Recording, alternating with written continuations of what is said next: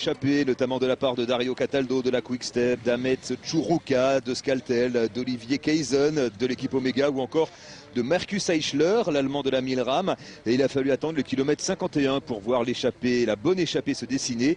Une échappée qui concerne deux hommes, Johan Chop, le coureur suisse de l'équipe B-Box, et Michael Cherel, le français de la FDJ. Ces deux hommes ont compté jusqu'à 15 minutes d'avance. Oui, c'est le plus gros écart enregistré depuis le départ de cette Vuelta pour un groupe d'échappés.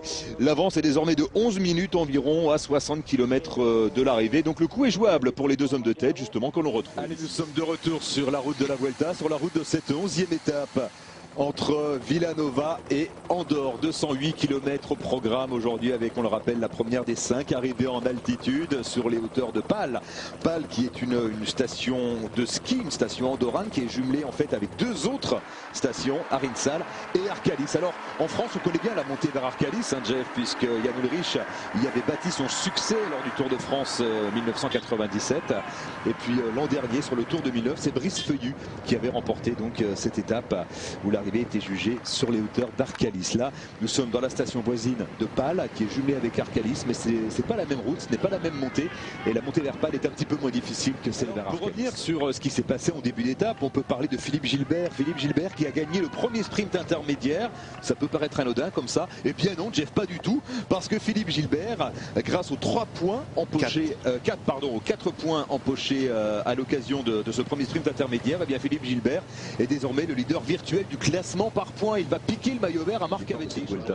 Mais sous l'impulsion de l'équipe Rabobank, l'écart a rapidement fondu. L'équipe Rabobank qui ne relâche pas son effort. Pour l'instant, elle travaille seule en tête du peloton. Aucune équipe n'est venue la relayer. On aperçoit les coureurs de l'équipe Katusha en deuxième rideau, les coureurs de l'équipe Liquigas également. Mais pour l'instant, c'est l'équipe Rabobank qui assume seule la responsabilité de la poursuite. Un peloton de plus en plus nerveux, nous nous approchons, enfin le peloton surtout s'approche du pied de la montée vers Pal. Un peloton au complet puisqu'il n'y avait qu'une seule difficulté, on le rappelle, avant la montée finale, un col de 3e catégorie en début d'étape durant la deuxième heure de course. On va donc avoir un peloton complet et puis 2 échappés, 2 hommes à l'avant, Jeff, qui eux vont sans doute se faire rejoindre, peut-être même avant la montée finale. Écoutez, à la vitesse où ça va, là, ils ont perdu 30 secondes en 2 km. Là. Alors, oui, je pense que ça va être compliqué pour eux, même pour aller jusqu'au pied. Hein. Ah oui, on continue. Hein. On accélère, c'est Garaté maintenant. Oh là là, on est sous les 2 minutes.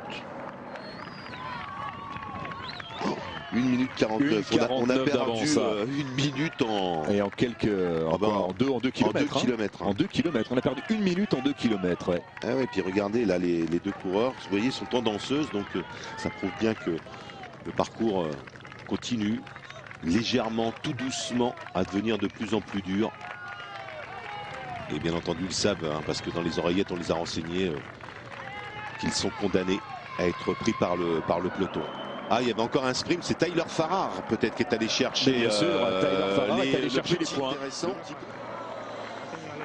Est-ce que Philippe Gilbert l'a? Non, il ne l'a pas fait. On ne le voit pas, Philippe Gilbert. C'était un autre de ses coéquipiers, Tyler Farrar, qui était présent avec lui. Eh bien voilà, Jeff, on a beau être au pied d'une ascension classée hors catégorie sur cette Vuelta, eh bien les sprinteurs n'en oublient pas pour autant leur priorité. Il a marqué un petit point, Tyler Farrar. Et qui sait si ce point pris en Andorre ne sera pas décisif le jour de l'arrivée à Madrid pour le sprinter américain, qu'on le retrouvera demain à son avantage bien évidemment. Aujourd'hui il va s'effacer dans quelques kilomètres pour laisser la place au cador de la Vuelta, alors qu'à l'avant, eh bien 1 minute 17 désormais d'avance pour Michael Cherel et pour Johan Chop. Alors le classement par points pour l'instant, hein, avant l'arrivée bien entendu. Donc Gilbert premier avec 61 points. Deuxième Cavendish avec 57 points et troisième Farrar avec 56 points. Vous avez comptabilisé le point pris par Farrar à l'instant. Il avait 55, 56. Voilà. On retrouve le peloton, un peu plus d'1 minute des 2 hommes de tête. Jeff, je crois que je vais manger mon chapeau.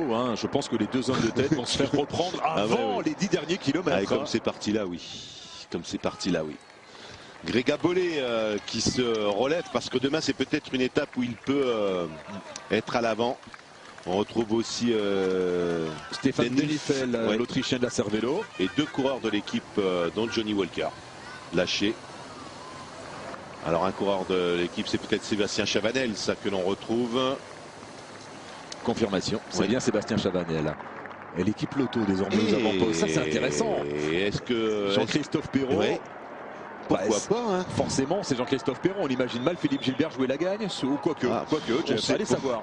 Dimitri Fofonov vient d'attaquer le coureur de l'équipe Astana qui s'était déjà signalé dans le final de l'étape d'hier, puisqu'il avait pris la 10e place. Il avait devancé le sprint du peloton. Dimitri Fofonov qui vient d'attaquer pour, pourquoi pas, être le premier à revenir sur les 2 hommes de tête. En tout cas, il a fait un écart. Dimitri Fofonov, offensif hier, offensif aujourd'hui. Et regardez l'avance des 2 fuyards, plus que 36 secondes alors que ils sont à 3 km du pied de l'ascension vers Paris. 20 secondes de bonification. 12 et 8,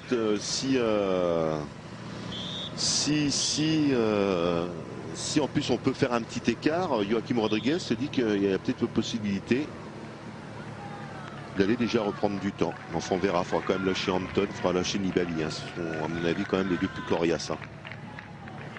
Et puis est-ce qu'on va pas avoir une envolée de David Moncoutier? Je vous dis, avec ces 5 minutes au classement général de retard, il a encore une petite marge de manœuvre peut-être pour aller justement chercher cette 2e victoire d'étape. Et en même temps, bien entendu, assurer des points pour le classement de la montagne. Parce que n'oublions pas qu'à l'arrivée, au sommet, il y aura 15, 10, 6, 4 et 2 points. Simplement, il y a des parties très roulantes sur cette ascension. Oui. Mais Joaquin Rodriguez parfaitement placé. Nicolas Vaugondi dans les premières positions qui va attaquer. Il a attaqué Nicolas Vaugondi sur le côté, je pense. Et oui, c'est fait. L'attaque de Nicolas Vaugondi pour la B-Box. Attention, parce qu'il avait gagné une étape dans le Dauphiné, un peu de cette matière-là, Vaugondi. Où il a été sorti dans le final comme ça, mais pour aller le chercher, c'est pas évident. Ouais, et puis là, il profite d'une partie assez roulante. Et il est loin en général. Menchov, c'est terminé. On voit que Vaugondi va été lâché aussi après son attaque tout à l'heure. On retrouve tout naturellement Gousseff qui avait roulé tout à l'heure. Maintenant, c'est Karpets qui roule. Vladimir Karpets. Mais il est sorti, Karpets. Est-ce qu'il est sorti ou est-ce qu'il a pris un relais trop particulier? Et on contre derrière. Sastré ou Tondo. Oui, un des 2. Ça ressemble à Carlos Sastre. C'est Carlos Sastre là qui est parti derrière Vladimir Karpets. Avec accord de la caisse d'épargne tout à fait logique. On vous a dit, il y en a 5 de placés au classement général. Donc on a le choix pour la caisse d'épargne. Karpets avec Sastre. C'est pas notre Colombien de service, ça, non? Ouran? Non. Non, c'est pas Ouran. C'est pas lui, c'est sûr. Ah, c'est Bruseguin. Marzio Bruseguin. Qui lui aussi est placé au général, Marzio Bruseguin. Oui, il est 9e. 9e avec une 24 de retard. Là, on peut jouer. Allez, une attaque d'un coureur de l'équipe Jacobeo. Non, c'est pas Ezequiel Mosquera, ça je vous le dis tout de suite. Et c'est Rodriguez qui contre, le maillot rouge, Joaquin Rodriguez qui est parti en contre derrière le coureur de l'équipe Jacobeo. Et derrière ça fait mal. Alors il y a un coureur de l'équipe Euskaltel qui est lâché, est-ce que c'est... Est-ce qu'Igor Anton est distancé? Je pense pas. Je me demande si c'est pas lui qui sort là-bas, Anton. En tout cas, Joaquin Rodriguez a contré ce démarrage de Mosquera. C'était Mosquera. C'est bien Ezequiel Mosquera qui a démarré. Nibali. Et c'est Anton qui est là-bas, derrière. Et Igor Anton qui fait l'effort pour tenter de revenir. Frank Schleck n'est pas là. Non, Schleck n'est pas là. Perrault n'est pas là pour l'instant non plus. Mais il n'était pas très bien tout à l'heure, Perrault. On l'avait vu, il n'était pas dans les premières positions. Il était derrière, il avait, on va dire, les épaules qui bougeaient avec Schleck. Pourquoi Anton était-il si mal placé Je sais pas. Dans les premiers kilomètres d'ascension? On a du mal à se l'expliquer. Oh là, Schleck peut pas suivre. Andy Schleck là, qui a du mal à digérer le changement de rythme. Frank Schleck, pardon, qui a du mal à digérer le changement de rythme là d'Igor Anton. À 4 km de l'arrivée maintenant. 3 hommes à l'avant. Ezequiel Mosquera. Avec Joaquin Rodriguez, le leader, Vincenzo Nibali et Igor Anton qui tente de faire la jonction. Oula, regardez la vitesse d'Anton. Rodriguez est lâché. Igor Anton, qu'est-ce qu'il fait là? Igor Anton, Rodriguez qui a pris un éclat. Il a sauté. Rodriguez qui a pris un éclat, incroyable, qui a perdu le contact avec Mosquera et avec Nibali. Alors ça, c'était pas attendu. Oh là là, il a carrément explosé. Le maillot rouge en difficulté, le leader de la Vuelta en difficulté. Il ne peut pas suivre Rodriguez. Et certainement qu'il était dans le rouge, on l'avait vu tout à l'heure dans la route Mosquera. Joaquin Rodriguez qui saute à 3 km de l'arrivée. Pour Anton qui va peut-être faire la jonction avec les 2 autres coureurs. Mais Mosquera est vraiment au-dessus du lot. Ezequiel Mosquera avec Vincenzo Nibali. Pour l'instant, la bonne opération, elle est pour Nibali, sauf si Anton revient. Alors que Nibali est en train de sauter également. Il a sauté. Vincenzo Nibali distancé par Mosquera. Ah non, mais là, Mosquera est sur une autre planète. Ezequiel Mosquera sur une autre planète. Qui avait promis d'attaquer. On n'est pas vraiment surpris de voir Mosquera à l'avant. Alors où est-il, Igor Anton? Je pense qu'il n'est pas loin. Il est pas loin. Il est tout près. Regardez, vous voyez, je vous dis que ça va rentrer. Et Mosquera ne va peut-être pas aller chercher cette victoire, justement. Ça, ce serait terrible pour Mosquera. 34 ans, lui qui rêve au moins d'une victoire d'étape sur la Vuelta. Est-ce qu'il va le contrer? Est-ce qu'il va le contrer tout de suite ou est-ce qu'il va attendre le sprint? Il est en train de rentrer, là, Igor Anton. On est encore à 1,5 km de l'arrivée, Alex. Alors, où est Nibali derrière? Où est Vincenzo Nibali? Parce que l'intérêt d'Anton aussi, c'est de creuser l'écart par rapport à Nibali. Ouais, il va peut-être rouler. Mais attention, il y a des bonifs à prendre aussi. Tout ça est très important. On n'a pas aperçu Nibali derrière. Non, Nibali n'est pas immédiatement dans la roue d'Igor Anton.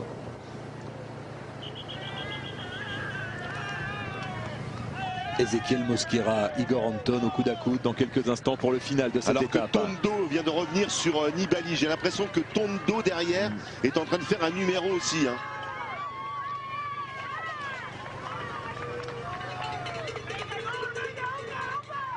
Ça y est, Igor Anton est revenu.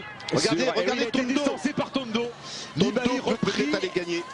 Nibali repris et distancé par Xavier Tondo. Ils sont pas loin devant, ils sont pas loin. Xavier Tondo, il faut qu'il y croie alors qu'Igor Anton démarre. Je crois qu'il aura du mal, Mosquera. Il va avoir du mal si jamais il ne fait pas la chanson tout de suite pour revenir.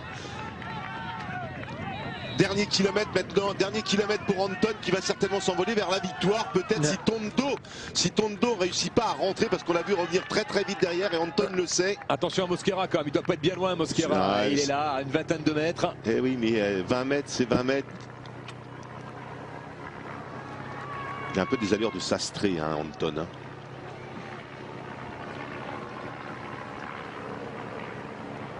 Regardez Tondo.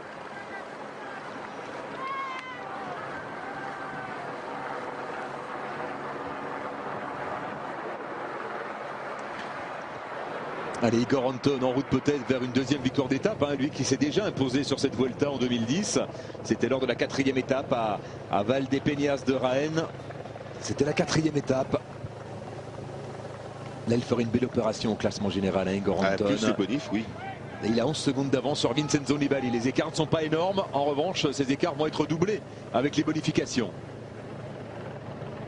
Et d'autant que pour l'instant, Nibali est en 4e position. Donc pas de bonification pour l'instant pour Vincenzo Nibali. Ça va être difficile pour Nibali d'aller rechercher les bonifs maintenant avec... Mosquera qui revient. Ils sont les uns derrière les autres, ça c'est incroyable. Et Nibali qui a peut-être retrouvé un deuxième souffle. Qui va se battre jusqu'au bout, Nibali. Il a un avantage, ne l'oublions pas, contre la montre. Le prochain coup, 46 km. On est à 500 mètres là, je pense, pour l'homme de tête. Allez, Igor Anton, elle est importante cette victoire d'étape en raison des bonifications. 400 mètres, c'est gagné. Oui, il y a quoi? Il y a pas long entre les deux coureurs. Et ça va être dur quand même pour Mosquera de revenir. Ça va être très difficile. Allez, dernière relance là pour Igor Anton. Les 100 derniers mètres sont plats. Non, c'est gagné.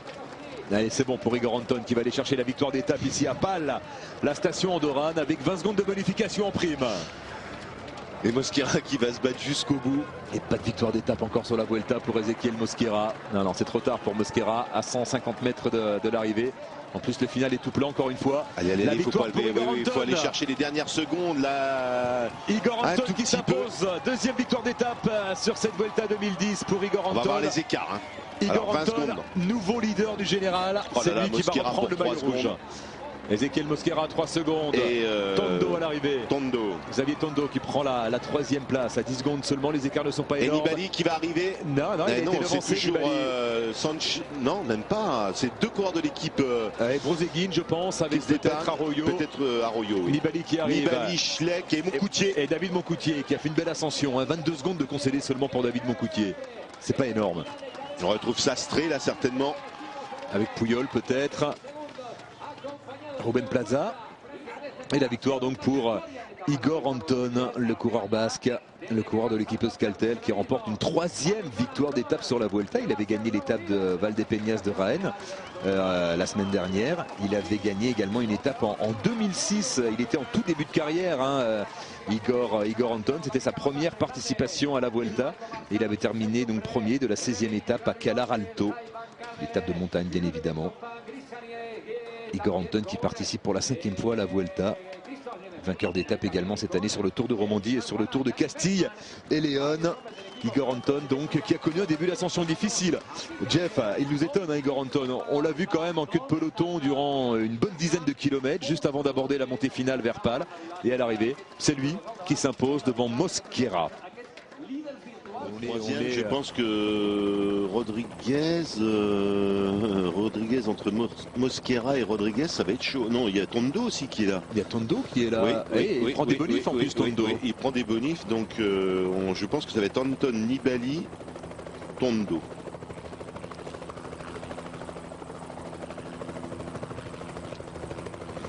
Peut-être. Si, je pense que c'est ça. Nicolas Roche était dans le coup aussi 13e. Oui, il y a 51 secondes. Ouais, juste bien avant, qu'on a vu tout à l'heure. Juste avant Rodriguez. C'est Peter Belitz qui était là. Hein. Donc Van Garderen, lui, a perdu du temps. A perdu du temps, le jeune grand. Alors là, le général Nibali à 45 secondes. Et les écarts se creusent. Et c'est Tondo qui est à 1,04. Tondo à 1,04. Rodriguez à 1,17 désormais. Et Mosquera qui gagne 2 places. 5e à 1 minute et 29 secondes du leader Igor Anton.